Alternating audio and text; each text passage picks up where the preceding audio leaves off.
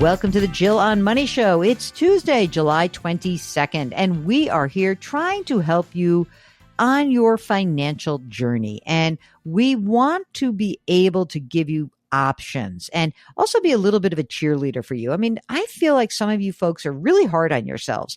No need. It's so much easier just to say, okay, here is where I am today. Then where do I want to go? And maybe we can figure out different routes to get there. But if you dwell on what you did in the past, it's just a bummer. It's just not worth it. And I don't think it really serves you well. I mean, maybe only if you've made a mistake just to learn from that mistake, but let's not live in that place. Let's try to move forward. If you've got a question, go to jillonmoney.com. Click the Contact Us button, write us a note, and if you'd like to join us on the air, check that box. Mark will do everything else because he is the best. Hey, while you're on the website, why don't you check out our subscription service? It's called Jill on Money Live. That is where you have access to quarterly live webinars, the back catalog of those webinars, bonus audio and video content, all for $45 for the next 12 months. Mark and I are working hard about thinking, what's our next webinar guest? Who is that going to be? What is the topic going to be? We have many contenders, but if you have something that you want to, or someone, there's a topic that you want us to cover, let us know. Again, go to jillonmoney.com and click the Contact Us button. Okay, let us do some emails. We haven't done that in a bit, and the email box gets piled up.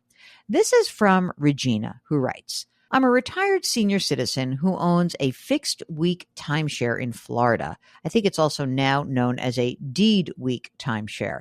I've owned it for about 15 years. I only paid $800. When I first purchased it, the maintenance fees were about $700. They're now up to around $1,400 to $1,500 a year. I'd like to get out of this timeshare contract, but when I contacted one of the firms that claimed they could get you out of it, they wanted a fee of $8,000. A friend told me a few years back she just stopped paying her maintenance and never heard from the timeshare again. She also told me another friend did the same thing. I'm afraid to do that because part of the maintenance fee does go for taxes, so I'm afraid of repercussions. Could a lien be placed on my current home if I were to do that? Any information you could provide would be greatly appreciated. Oh, gosh. Okay. So this is one of those horrible situations which my dearly departed mother-in-law used to say, timeshares are for suckers. And here is the problem. It is hard to get out of them. When people pass away, I know that any unowed money is sometimes like there's a claim on the estate. I've never heard about a claim being placed on a current home. So I'm inclined to say I'm not sure. So I just want to be clear about that. I would maybe talk to the place that is the timeshare company in Florida and even say, well, what happens if, and can I pay my taxes directly? Maybe that would be a possibility, but it's not a great situation. Mark, would you just stop paying? Would you try that? Oh man, the fact that the taxes are tied to this, that's what scares me. It's not in my DNA to do that. Yeah, I agree.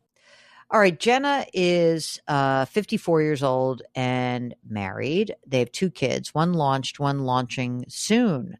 My husband wants to retire next summer after our second kid graduates college. My husband makes $150,000, maxes out his HSA and Roth 401k.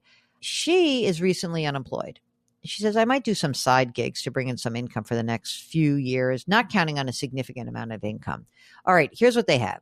They've got combined IRAs, about $1.3 million. Pretty good. 75-25 when she stock bond. Inherited IRA, which has about $150,000. It's all in stocks. Roth IRAs, $590,000. Oh my God, it's so risky. It's all FANG and QQQs, meaning it's all high-tech stocks. And the triple Qs, which is the NASDAQ 100. There's an HSA of $18,000, a brokerage account, $700,000. And it's more conservative.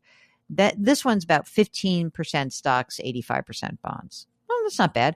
Second brokerage, just one stock that has $190,000 worth, cost basis of $6,000. Planning on doing some capital gains harvesting.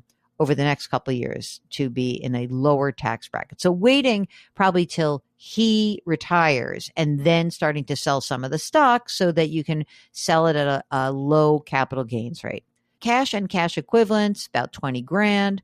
Rental property, $550,000. They have a mortgage on it, about $175,000. It looks like they are basically cash flowing after all of their expenses, $1,400 a month. They've got a house that's worth $1.1 million with a mortgage balance of $225, and the interest rate is 2.25%. Oh my gosh. Okay. Inheritance, future inheritance, $900,000 in about 5 to 10 years. Parent is 80 years old.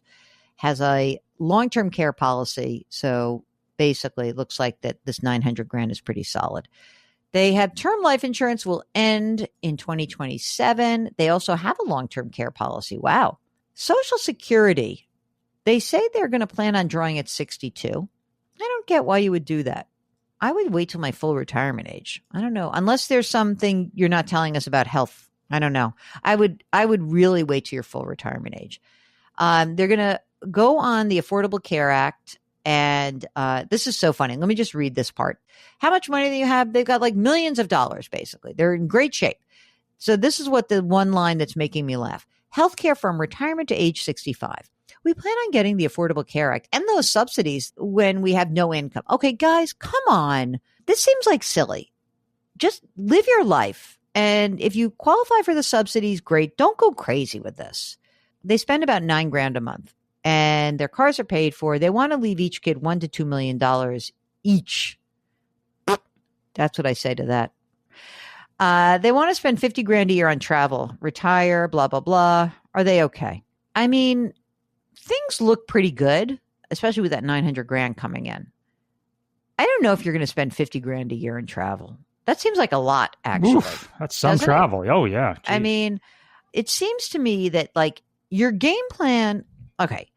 In general, if we're saying that you're spending $9 grand a month, yeah, there's no problem. Everything's good. Now, all of a sudden, you want to leave each kid $1 to $2 million. I wouldn't even plan on that. You're so young. Like, let's get you going. If you want to spend 50 grand a year on travel so that that is not $9,000 a month, obviously, I think that's harder. I think now all of a sudden you are making my life a little bit more difficult because now we're at 9. We're not at 9. We're at 13,000. I would do this. I would run these numbers through the mill, meaning you've got a bunch of investments. Go to one of these websites, run the numbers, run it at 10 grand a month. And I think you're mostly okay, but stop worrying about the legacy for the kids. Are you going to, you want to spend less money? Here's a question. What do you want to do? Travel or leave your kids $1 to $2 million? Maybe you're going to have that choice. I think that you're in good shape. I don't think that you can do everything you want. Okay. This is a question from May, who says, I'm going to be 58 this year. My husband will be 52. We have 2 boys, ages 21 and 19, the oldest finishing college this year. $25,000 left in a 529, which would take care of half of the tuition. We set aside $25,000 for his last term. Youngest has 4 years left with double major. Oh boy. We have enough to cover him in his 529, except for the last year. Should be partially covered by the school due to an international internship. Okay. They got $3.3 million in a 401k. And another 600 grand in an IRA. Neither of those have been taxed. They have a Roth of 695 grand, investments of another $500,000, and savings at 700,000. You got to be kidding me. And there's an IRA. Budget is about 8 grand a month, including travel for about $1,000. But they got RIFT. Our husband got RIFT, meaning a reduction in force. Are they going to be okay? You're going to be fine. 58 and 52. Does he have to go get another job? I don't know. I think you got a lot of money. That's just my 2 cents. She's 58. Is she working? My guess is she is not. So the question is really, can we get this money out of, because if she's 52, that's a typo and he's 62, I'm a little bit concerned about the time horizon of when he can get money. And but they got a lot of money and they don't spend a lot of money. So it seems to me like everything should be fine. Mary wants to know, what is our opinion about a 529 versus the Trump savings plan? I think the 529 plan is far preferable, because the other one, the Trump plan, you don't get tax-free withdrawals. You still, it's basically like an IRA. You're going to pay the money. You got to pay the tax that's due on the way out. So no, use a 529 instead. I got this question a lot right after the plan started. So definitely. Question. This is from Al. Listening to your show, and I just heard you talk about a Schwab money market and a CD. Is there an advantage to one or the other? CD has a slightly higher rate, but not liquid. Yeah, that's the thing. It is a slightly higher rate and it's not liquid, but it also may be that it is going to be locked in. So depending on when you need the money might be the determining factor of which one you choose. This is last note. This is from Curtis about our recent podcast, Retirement with Intention, which, by the way, I re-listened to and I thought was quite good. I enjoyed your recent podcast with Christine discussing retirement with intention. I'm a 72-year-old widower enjoying just such a retirement. I actively pursue my interests in music, singing and playing guitar, travel, and volunteering. I'm writing to convey to those of your listeners in their 30s through their 60s, wondering if all the scrimping and saving leading up to retirement is truly worth it. I can say with a resounding yes that it is. Being financially independent, entering your golden years, it's just tremendously empowering. The freedom I currently experience reminds me of the feeling I once had when grade school let out for the summer. Endless possibilities spread out before me like a blank slate. Your listeners should focus on that blank slate and how they'll fill it. Kindest regards, Curtis. Is that great? Mark, it's all going to pay off. Keep your eye on the prize. Yeah. And yet you want me to keep working. All right. I'm just kidding. I will. I'll keep doing it with you as long as they'll keep paying us. That's what I'm happy to do it. Hey, gang, thank you so much for all of your notes. We really do appreciate it. If you'd like to get in touch with us, you can find us at JillOnMoney.com. Click the Contact Us button. Write us a note, but especially if you have an episode that you like or have a comment on. I love that as well. If you want to join us live, check the box, and Mark will do everything else. Don't forget to sign up for the free weekly newsletter. Love that free weekly newsletter. And you can subscribe to us on the Odyssey app or wherever you find your favorite podcast. Please do something nice for someone else today. Change your work, change your wealth, change your life. Thank you for listening, and we'll talk to you tomorrow.